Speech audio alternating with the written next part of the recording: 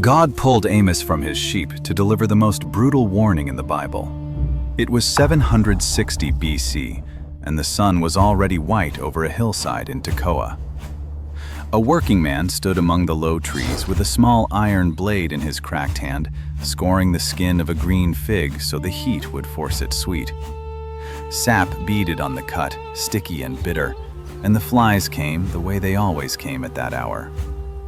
He had no crown, he had no robe. He had never set foot in a prophet's school. But far to the north, in a city of ivory beds and crooked scales, God was already reaching down into the dirt of Judah to pull this man out of it, to put 6 words in his mouth that the priests of an entire kingdom would not survive, and to deliver a warning so brutal that the ground itself would one day rise up to confirm every syllable of it. This is the story of the fig farmer who terrified a kingdom. Samaria, in those years, gleamed. Walk its streets and you would have smelled roasting lamb drifting from upper rooms, heard the bright noise of harps behind carved doors, watched merchants move under awnings heavy with imported goods. The borders of Israel stretched wider than they had since Solomon. The great trade roads that ran from Egypt up to Mesopotamia passed through Israelite hands now, and wealth poured into the country faster than anyone could count it. The kingdom had a strong army. It had a confident king, Jeroboam II. It had peace. And it had altars, busy ones smoking from dawn, the air around Bethel and Dan thick with the fat of 1,000 sacrifices. To the people who lived inside this golden age, all of it meant one thing. Prosperity was the receipt. The wealth, the victories, the unbroken peace. Surely this was God signing his name to their lives. Surely he was pleased. 300 miles to the south, none of that reached a man named Amos. He wanted his flock and his figs and the quiet of the Judean hills, and he was the least likely messenger God could have chosen. A layman from the wrong kingdom, with no title, no temple, no standing to speak to anyone. The book that carries his name opens by fixing him in time with a strange little phrase. Amos prophesied during the days of Jeroboam, king of Israel, and Uzziah, king of Judah, 2 years before the earthquake. Hold on to that. 2 years before the earthquake. Because we are about to watch a nobody bring a golden age to its knees. And the ground is keeping count. The fig hung heavy and green between his fingers, and Amos pressed the blade against its skin until it split. 3 days. Give it 3 days and the heat will do the rest. This was the work. You climbed into the branches of the sycamore, and you scored each fig by hand with a small knife, and the wound was what made it ripen. Below him the flock moved through dry grass, and beyond them the wilderness fell away, brown and silent, toward country where he had buried more than one lion in a shallow grave. The blade, the fruit, the flock, the heat. He had asked for nothing else in his life. And then the word of God came into him, and it would not leave. Years later, when a priest demanded to know who he thought he was, Amos answered with a sentence that has echoed for nearly 3,000 years. I was no prophet, nor a prophet's son, but I was a herdsman and a dresser of sycamore figs. Do you understand the weight of that? He named his trade. The word he used for what he did to those figs is the Hebrew balas, to pierce, to score, to cut the skin so the fruit would turn sweet. His whole living was wounding something in order to save it. And God took a man whose hands already knew how to do exactly that and sent him to do it to a nation. There is a debate among scholars about how poor he really was. The word in the first verse, noked, sheep dealer, is the same word used for Mesha, the wealthy king of Moab who paid tribute in 100,000 lambs. So maybe Amos was a hired hand. Maybe he was a man of modest means who ran his own small operation. It does not matter. Rich or poor, He held no religious office and answered to no prophetic guild. And that is the entire point. I never asked for this, he must have thought, standing in his orchard with a blade in his hand and a fire in his chest he had not lit. Have you ever been handed a truth you never wanted? Something you saw, something you knew, and found you could not put it back down no matter how hard you tried? Amos couldn't. So he set down the fig and he turned north. The orchard went silent behind him. The noise ahead was the feast. The wealth in Samaria was real. That was never the lie. The lie was what it cost and who paid. Israel's old order, the one written into the covenant itself, had given every family its own ancestral land, a way for every household to feed itself and stand on its own. Under Jeroboam's golden age, that order was being devoured. A new urban elite, flush with trade money, moved on the small farmers like a tide. A bad harvest, a loan taken to survive the winter, a payment missed, and the land that had belonged to a family for generations was gone, swallowed into the vast estates of men who already had more than they could use. The farmer didn't leave. He stayed. But now he worked his own ancestral soil as a tenant, handing over the lion's share of every harvest in rent, kept perpetually one bad season from ruin. The protections the law had built for moments exactly like this, the gleaning left in the corners of fields, the jubilee that returned land to its families, were simply ignored. The safety net was cut down for scrap. So picture two rooms in the same kingdom on the same night. In one, a couch inlaid with carved ivory, a table of roasted lamb and veal, wine, music, the soft glow of lamps on polished stone. The book names it directly: men who lie on beds of ivory and stretch themselves out on their couches. Generations earlier, wicked King Ahab had built an entire ivory house in Samaria, and his heirs had made decadence a way of life. In the other room, a granary swept bare, a family counting what was left after the landlord's men had come, a child going to sleep hungry beneath the same sky. And here is something that should make the hair on your arms stand up. Those ivory beds are not poetry. Archaeologists have pulled the inlays out of the ground, but hold that thought, because the full weight of what they found belongs at the end of this story. The people in the bright room believed their wealth was God's approval stamped on their lives, which is exactly why the warning coming for them was going to be unthinkable. A man stood in a doorway in a city he could not afford, waiting to be ruined over the price of shoes. He had borrowed to survive. Everyone had. But the harvest had failed, and the rent had not. And now he stood before a judge whose verdict had been bought before the man ever opened his mouth. The debt was small. That was the horror of it. The debt was smaller than a decent pair of sandals. And the man had nothing left to surrender to cover it. No grain, no land, no animal. He had only his son. The book says it twice, because once was not enough to carry it. They sold the needy for a pair of sandals. What does a sentence like that mean for one man? It means a father standing on a cold stone floor, watching strangers lead his boy away into slavery, the boy's bare feet slapping against the stone, because in that world, to be barefoot was to be marked, instantly and publicly, as a slave. The man had a roof once. He had land his grandfather cleared, and it was all signed away for less than the cost of the sandals on the judge's own feet, while the father stood there with his empty, calloused hands hanging at his sides, unable to do the one thing a father exists to do. There is something even darker buried in that phrase. In Israel, the handing over of a sandal was a legal act, the formal seal on the transfer of property, the gesture that made a deal binding, the same custom you find in the book of Ruth.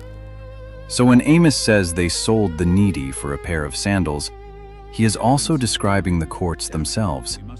Corrupt judges and creditors signing human lives away with the slip of a shoe, making slavery legal, making ruin official, stamping it and filing it and going home to dinner. The father did not get to go home to dinner. He went home to a house with one less child in it. While that father had nothing left to count, across the city, other men were counting silver, and they could not wait to count more. Cool ivory under a hand, the smell of roasting meat, the endless, soft noise of harps, and underneath it all, the scrape of a thumb on a scale. The merchant class had turned cheating into a craft. They kept 2 sets of measures. They would make the ephah small and the shekel great, shrink the basket that measured out the grain so the buyer got less, and inflate the weight that measured the silver so the buyer paid more. Charge a starving man more for less and call it business. And when the wheat ran low, they swept up the chaff and the dirt and the thin, unfilled grain that fell through the sieve, the refuse, the part you'd feed to animals, mixed it back into the meal, and sold it to the desperate at a premium. You don't have to imagine their hearts. The book hands you their actual thoughts. There they sit through the holy days, drumming their fingers, thinking, when will the new moon be over so we can sell grain? And the Sabbath so we can market wheat. Still an hour. Even their worship was just an interruption of their fraud. They counted the hours of God's rest, impatient for it to end so they could get back to the scales. And in the upper rooms above them lounged the women the prophet aimed at next, the ones he called the cows of Bashan. Now, do not hear that the way it sounds to a modern ear. Bashan was famous for its lush pastures and its fat, prized, well-fed cattle. And in that world, being well-fed was a sign of wealth and security, not an insult about a body. Amos wasn't mocking their figures. He was mocking their souls. He saw fattened, idle creatures who oppress the poor and crush the needy, who lie back in luxury and command their husbands. Bring us something to drink. Wine paid for by the extortion happening 1 floor below them. Blood money poured into a cup they didn't even have to lift themselves. And every one of these people, the judges, the merchants, the women on the ivory couches, kept the festivals. Faithfully. They never missed a sacrifice. They were certain God was on their side. Amos stood in the middle of all of it and saw what no one around him would let themselves see. There is a particular loneliness in that, in being the one person in the room who sees clearly while everyone else has agreed not to look. The priest watched the rough stranger from the south stir up the crowds, and everything in him said, "This man is a threat." His name was Amaziah, and he was the high priest of Bethel. And you should understand that from where he stood, he was the reasonable one. Bethel was not some village shrine. It was the king's own sanctuary, the religious heart of the whole kingdom, sponsored by the crown, the place where the nation's faith and the nation's throne were welded together. And here was this foreigner, this herdsman with dirt under his nails who belonged to no school and answered to no one, standing in the king's holy place and announcing out loud that the sanctuaries would be smashed and that King Jeroboam himself would die by the sword. That is treason. That is a man with a mouth dangerous enough to crack a kingdom. Amaziah did what any guardian of the state religion would do. He sent word to the king, and the message he sent was almost a confession of how frightened he was. The land is not able to bear all his words.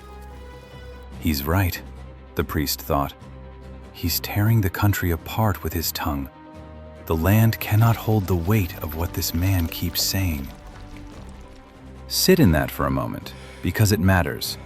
We have been cheering for Amos this whole time, but from inside the establishment, the persecution looked like duty. It looked like protecting the people. It looked, to a sincere and powerful man, exactly like the right thing to do. Then the floor drops out. Amaziah turns to Amos and hands him his eviction. Go, flee to the land of Judah. Eat bread there and prophesy there, but never again prophesy at Bethel.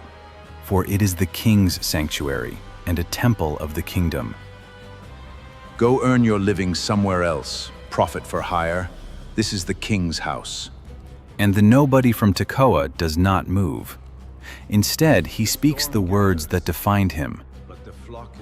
I was no prophet nor a prophet's son, but I was a herdsman and a dresser of sycamore figs. But the Lord took me from following the flock, and the Lord said to me, Go, prophesy to my people Israel. Watch what that is. That is the entire transformation in a single breath. The man who wanted only his sheep, who had every reason to be afraid, who held no title that any priest would respect, he refuses to be silenced because his authority never came from a temple or a paycheck in the first place. I cannot put it down, you can almost hear him say. God put it in me. You cannot fire a man the king never hired.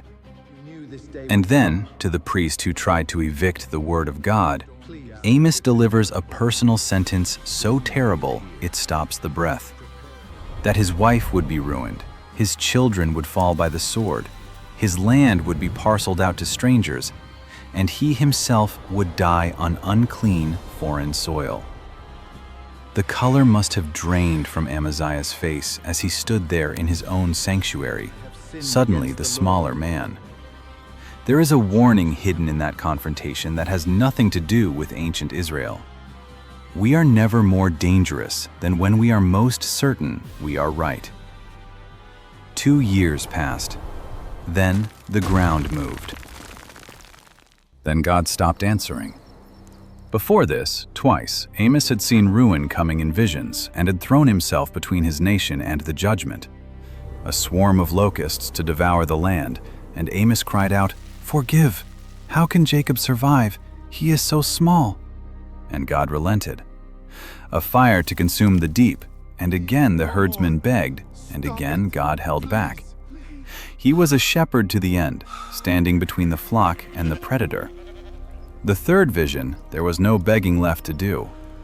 God showed him a wall, built straight and true, and in his hand he held a plumb line, that ancient tool, a cord with a weight on the end that hangs perfectly vertical and never lies.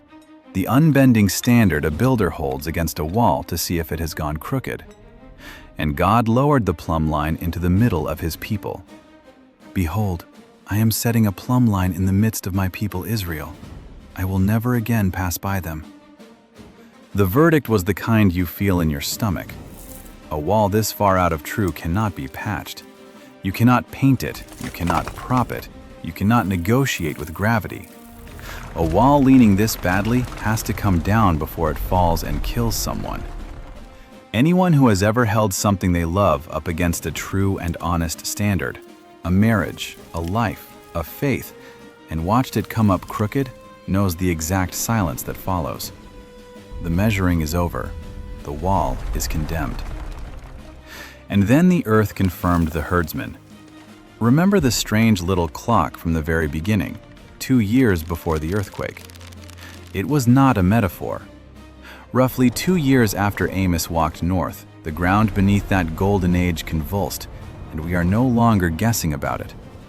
Geologists estimate it at a magnitude near 8.2, the largest earthquake yet documented on the Dead Sea Fault in the last 4,000 years. In Jerusalem's city of David, archaeologists found a destruction layer from the middle of the 8th century BC, collapsed walls and shattered vessels, with no signs of fire, which ruled out any army and pointed straight at the shaking earth. The same mid-8th century devastation turns up at Hazor, at Lachish, at Megiddo, at Tel Dan, and the terror of it burned so deep into the nation's memory that 2.5 centuries later, the prophet Zechariah was still using it to describe the end of the world, telling people they would flee as they fled from the earthquake in the days of Uzziah. And those ivory beds Amos mocked? Archaeologists pulled thousands of carved ivory inlays out of the dirt of Samaria and Jerusalem, the luxury of an elite who slept on imported ivory and ate lamb and veal while the poor went hungry. The ivory traced all the way back to sub-Saharan Africa, proof in the ground of a wealth so concentrated and so far-reaching that the herdsman had not exaggerated a single thing. But the shaking was only the preface. Within a few decades, the Assyrian armies swept down and took the northern kingdom, and Amos had warned of that too. The women dragged out with hooks, he'd said, the last of you with fish hooks. That was not just a slaughterhouse image. The Assyrians really did lead their captives away with iron hooks driven through their lips. So see one of them, a woman who once reclined on a couch and sent a servant down to fetch her wine, now stumbling out through a breach in Samaria's shattered wall on a road to a land she will never come back from. A hook through her flesh, walking the very road her own servants used to walk for her. The bleating of a shepherd's protected flock on a Judean hillside, and the dead silence over an emptied, conquered Samaria. The same God watching over both. And standing over all of it, the words this whole story has been climbing toward. God, speaking through the fig farmer, says it plainly. I hate, I despise your feasts. Stop there. He hates their worship. I take no delight in your solemn assemblies. Even though you offer me burnt offerings, I will not accept them. The sacrifices they were certain bought his favor. He will not even look at them. Take away from me the noise of your songs. The temple music is noise to him.